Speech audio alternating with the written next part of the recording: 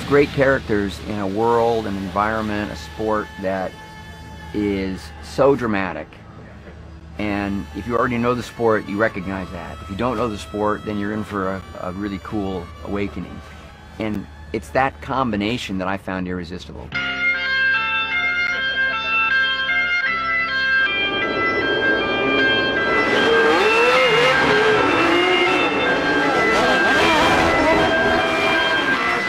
Excellent. Well done.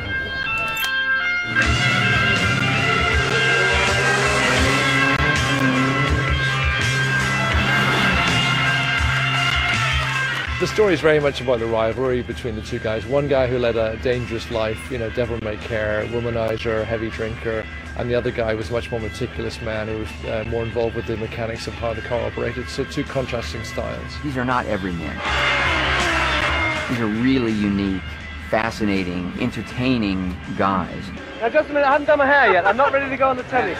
James is, you know, he's an artist, if you will. You know, it's a much more visceral and passionate approach. You know, it's fueled from the gut, and it's kind of head down and foot down and go for it. It's a movie about friendship, about rivalry, about fear, overcoming fear.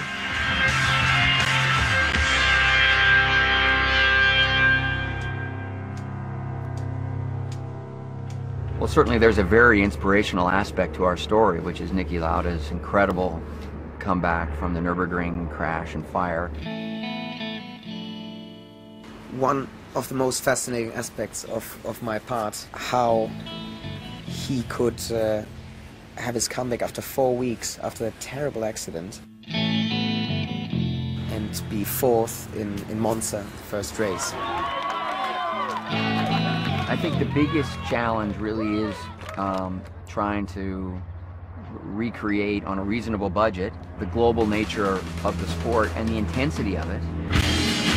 Everything that we've done for the film, we've done as realistic as possible. So any manoeuvres that look hairy or close is actually precision driving. That's basically what we do.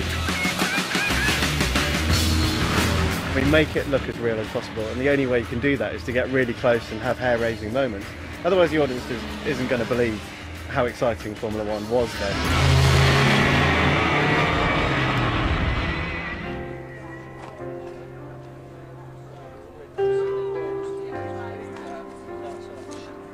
The hardest thing with this film, there's so many moving parts. You've got the cars here, which are all owned by individual private collectors.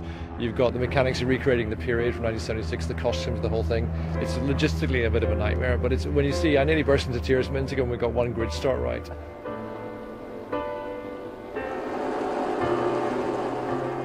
God, if I had to choose, you know, I really do want Formula One fans to feel respected and to appreciate the movie. I suppose if I had one wish for it, it might be that. James Hunt holding the flag up for Britain, driving a superb race in far off Japan.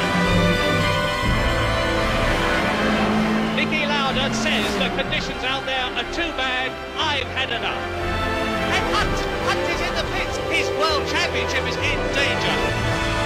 And James Hunt is going to win the world championship. You know, I wanted to win the championship, and I felt that I deserved to win the championship. I also felt that Niki deserved to win the championship, and I just wish we could have shared it.